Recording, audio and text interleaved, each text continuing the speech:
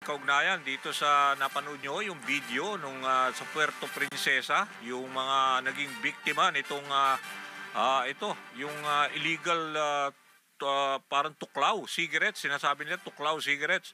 At yan, ang PIDEA, yan ang tinutuhog ngayon, investigasyon nila.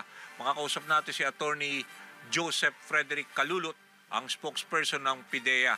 Attorney, good morning sa programang Kabayan, si Danny Buenafe.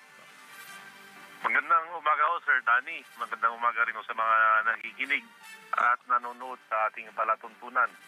Alright, bigyan nyo nga kami ng konting update tungkol dito sa medyo disturbing yung video na napanood natin yung sa Puerto Princesa.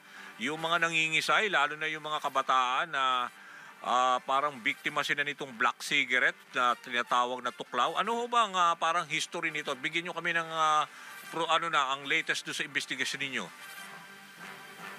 Sir Danny, base sa investigasyon nga ho na nakalap po natin doon sa Palawan, itong mga kabataan na ito ay allegedly